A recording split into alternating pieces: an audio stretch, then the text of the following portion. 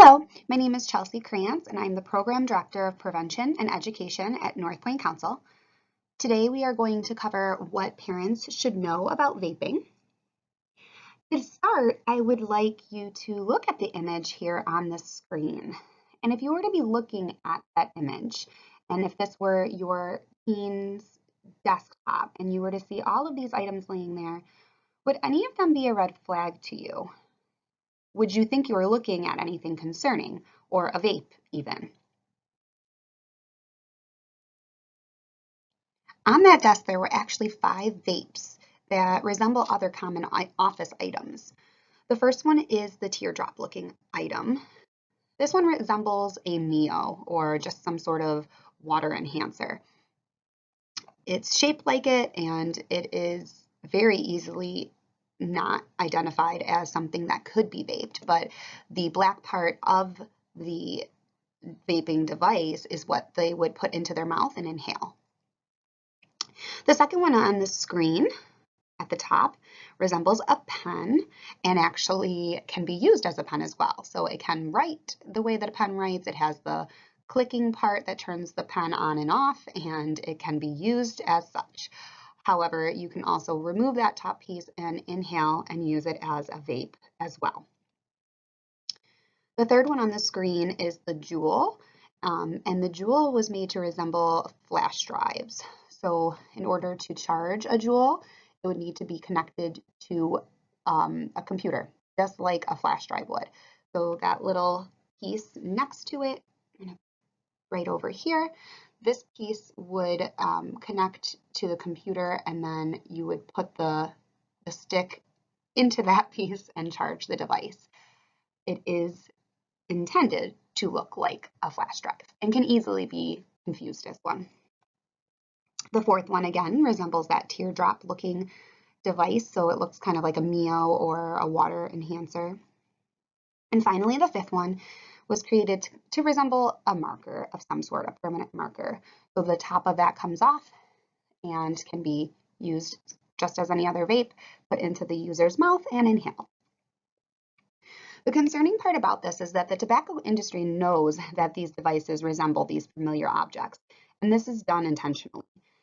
These are ways of enticing kids to buy the products so that they can sneak them into their home or into schools and use them when they're not allowed to do so, when we know that vapes themselves are not to be sold to children at all. These devices are going to, of course, entice them more than anyone else. So gone are the days where you might be able to find a lighter or an empty pack of cigarettes and you know right off the bat that you are dealing with someone who is addicted to tobacco products. Unfortunately, these devices are just sneaky ways of hiding nicotine right in plain sight. A lot of times when we're speaking to adults about vaping or e-cigarettes in general, the image that comes to their mind may be this version of the vape, the pen-like style, where the e-liquid would need to be refilled. So this part of the device right in the center there is where you would see the e-liquid, and you could even move these up and down, and the e-liquid, as you see on this one over here, would actually move. These were much easier to identify as an electronic cigarette versus the 5 that you just seen on the last slide. Unfortunately for adults, vaping is evolving and has evolved fairly quickly. As a result, more kids are picking up the habit. So back in 2007, e-cigarettes were first introduced to the United States and were marketed as a way for people to quit smoking traditional tobacco, thus leading to the Cigalite version. So the first generation where it actually looks like a cigarette, the e-cigar and the e-pipe. And these 3 devices were intended to look similar to the traditional version, so that the person using it would feel as though they were smoking their traditional cigarettes or cigars or pipes, and hopefully then quit altogether. They all delivered nicotine and were disposable, so once the contents were emptied, you would just get rid of them. However, to this day, e-cigarettes are not an FDA-approved cessation device, so they are not proven to help in any way to quit traditional cigarettes. Then came second generation, and that's where you see these vape pens, like we've seen on the last slide.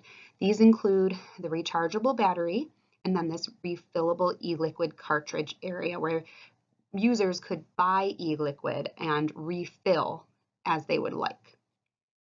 The mods, this is an example of a mod, is a larger sized modifiable e-cigarette, which allowed for extreme amounts of aerosol to be inhaled and exhaled.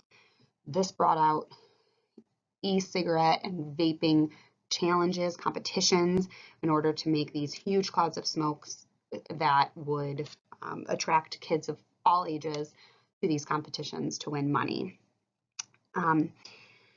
This second generation also brought about copious amounts of flavor options.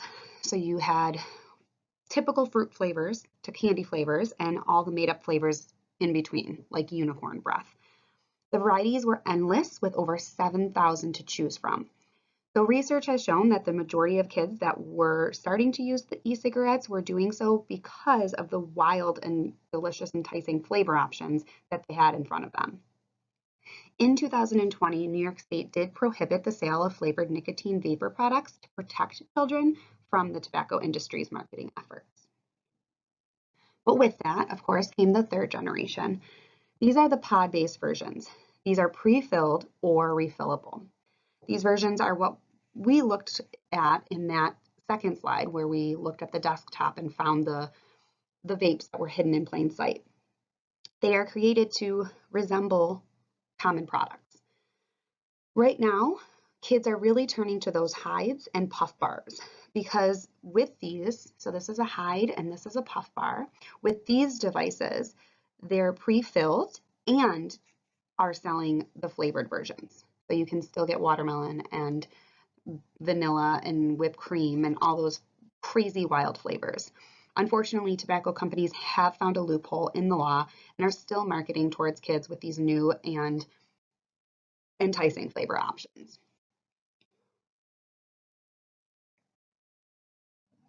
So let's talk about what the harm is.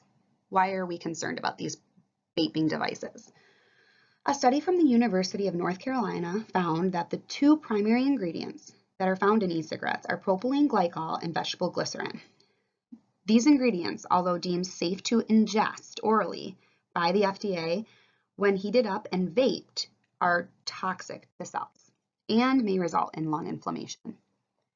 Additionally, e-cigarettes produce a number of dangerous chemicals, including diacetyl, acrolein, and formaldehyde. These toxins can cause lung disease as well as cardiovascular disease.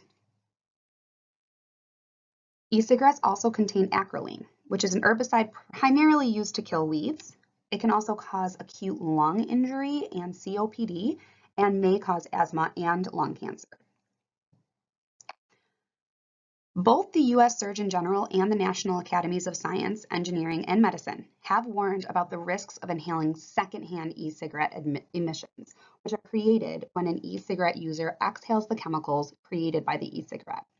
In 2016, the Surgeon General concluded that secondhand emissions contain nicotine, ultrafine particles, flavoring such as diacetyl, a chemical linked to serious lung disease, volatile organic compounds such as benzene, which is found in car exhaust, and heavy metals such as nickel, tin, and lead, thus concluding that, like traditional cigarettes, secondhand emissions are a danger to non-vapers and should not be used around anyone who does not want to be inhaling those dangerous secondhand emissions. Many teens experiment with e-cigarettes and again are experimenting or curious after being victims of big tobacco's marketing strategies. Unfortunately, experimenting with e-cigarettes can quickly lead to dependence due to the way nicotine works in the body. Physical and or psychological dependence can develop in as soon as a few days after beginning the use of nicotine. This means that a person may experience withdrawal symptoms after only several uses. They may start to feel irritable or anxious. They might have difficulty concentrating, have headaches, crave more of the nicotine, and are irritable until they get more nicotine. The use of nicotine during teen years is especially harmful and can affect healthy brain development. Specifically, use of tobacco products during the developmental period may increase a child's risk for mood disorders like depression and for attention and learning difficulties. When we speak to kids about e-cigarettes, we also remind them that certain areas of the brain do not complete growth until about the age of 25. The use of any drug can affect the growth and development and lead to increased risks to other addictions later in life. Nicotine exposure can also increase risk for heart disease, blood clots, and stomach ulcers. So the known health effects that come from using an e-cigarette may lead to short-term health effects such as shortness of breath, chest pain, stomach pain, diarrhea, nausea, vomiting, mouth and throat irritation, headache, and a dry cough. E-cigarettes may suppress the immune system, making people more susceptible to respiratory and other infections. Many times when talking to kids who are using e-cigarettes, they notice that they are getting sick way more often than they ever did with colds or bronchitis. The scariest part is that long-term health effects are still being studied and to this day are unknown. It will take time until we're able to do more research and science will show what long-term problems will come from using vapes for years and years. So we know that you have to be 21 or older to use or buy tobacco products, including e-cigarettes in New York State. So where are they getting them? Where do youth get the e-cigarettes if it's illegal to do so? So tremendous progress has been made in reducing youth access to any type of cigarette, but research shows that e-cigarettes are significantly easier for underage youth to purchase than cigarettes have been in the past. According to the 2020 National Youth Tobacco Survey, 22.2% of high school e-cigarette users report obtaining e-cigarettes from gas stations or convenience stores, and 17.5% from a vape shop. Additionally, we know that there is online access. So studies have found that youth successfully purchased e-cigarettes over the internet in 94 to 97% of the online purchase attempts. Most of the time, if they're searching for it, they're going to find a site that works. Many online retailers do not have any adequate age verification system. You log on, you find the website, it asks, are you 18? Yes. And you are free to purchase whatever you'd like. Obviously, places just want the sale, they want the business. So they're not being very strict. According to the 2020 National Youth Tobacco Survey results, 5.4% of high school and 8.4% of middle school e-cigarette users report buying the e-cigarettes from the internet. Additionally, according to the 2019 Youth Risk Behavior Surveillance System, also known as the YRBS, 3.6% of middle and high school e-cigarette users under the age of 18 report buying them from the internet. So the internet is definitely a place where we need to be concerned. You can go on Amazon and you can find different concealment devices so that they can hide the vapes once they get them very easily. There are hoodies that you can connect a vape to and secretly vape. Spencer's, that's another store that you may find many products that are easily being able to conceal vaping devices. Other stores too, there are many stores that if you just walk through, you might notice there are objects in there that will help children or anybody to conceal their e-cigarette. And then finally, there's the social sources. These are friends, classmates. This is the most common source for access among youth. According to that 2020 National Youth Tobacco Survey, 57.1% of high school e-cigarette users report getting their e-cigarettes from a friend, the most commonly reported source for accessing e-cigarettes. Even when speaking to youth who are using e-cigarettes, that's often what is being told. I don't buy them myself. I only use them when I'm given them, or my friend has one and asks me if I want to buy it. I buy it from my friend, or I buy it from somebody who sells them. And additionally, according to the 2019 YRBS, 42.8% of high school e-cigarette users reported borrowing e-cigarettes from someone else. So they'll just borrow it, use it, put their mouth on it, and then return it. And then 21.3% reported giving someone else money to buy them. So it is definitely shared and common amongst peers and friends. That is another one of the hard parts when talking to students is, quitting. It's very difficult for them to stop because it's so commonly done among friends groups. So they'll pass the e-cigarette around, or they'll get a new one and want to share it and ask them if they want to try it. It's just very widely shared or given to one another. If you know a teen or have a teen that is looking for resources or cessation resources specifically, there are some available. I have them here, and I will also leave a resource sheet so that you have it.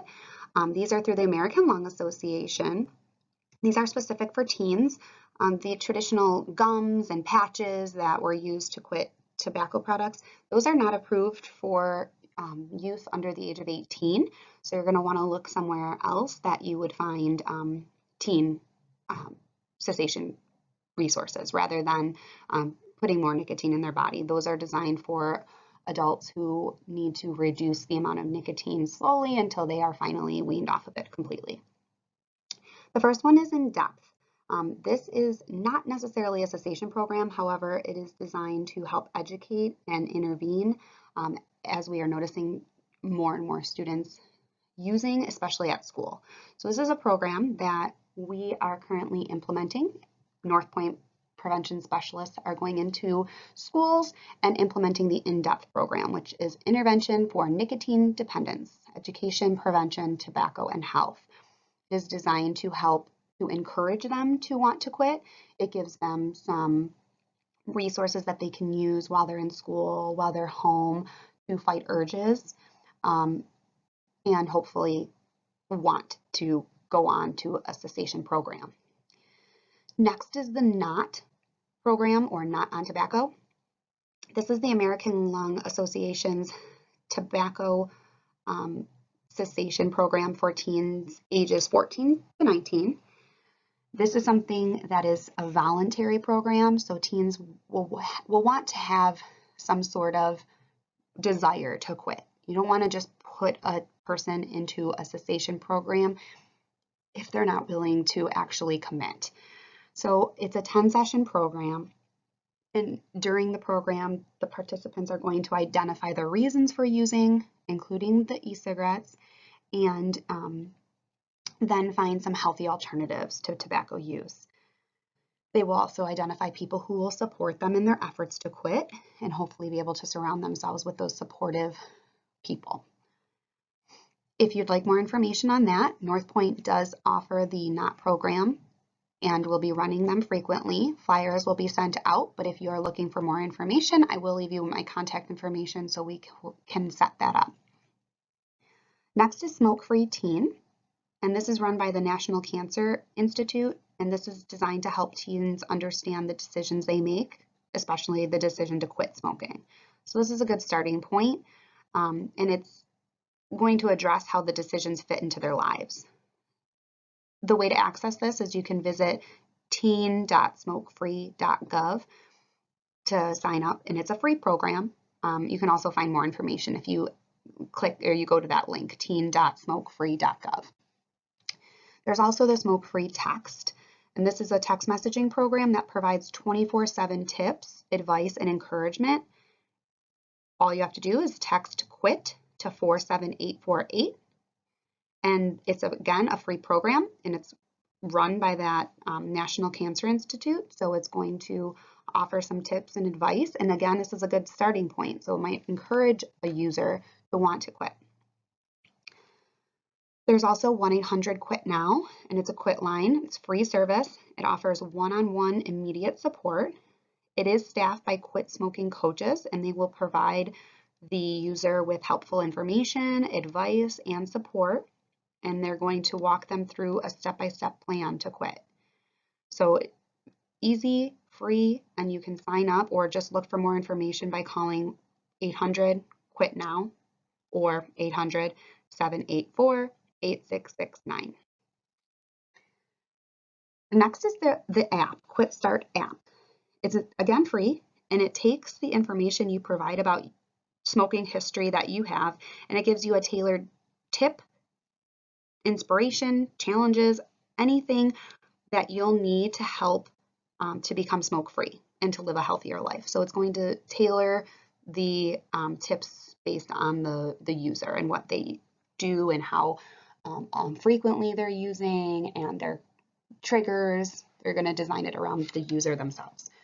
This can be downloaded on iTunes and Android, or you can again visit that team.smokefree.gov and you'll learn more on that website. Again, this is another program designed and run by the National Cancer Institute. And finally, the lung helpline is on here. The American Lung Association has a helpline available via phone or online, and they are ready to assist teens between the ages of 13 to 17 in quitting tobacco. You just can call 800-LUNG-USA, or you can chat with somebody online through the website at lung.org. And these are going to be chatting with certified tobacco treatment specialists, and they will be able to provide guidance and support, and again, develop those individualized quit plans. All of these resources are free, as I said, and are available to anybody who would like to access them. If you'd like more information on any of them, you can definitely reach out to me at any time, and I will be happy to help you receive that information. Thanks so much for joining me today. For more information, my contact is on here. You can email me at ccrans@northpointcouncil.org. Thanks so much. Have a great day.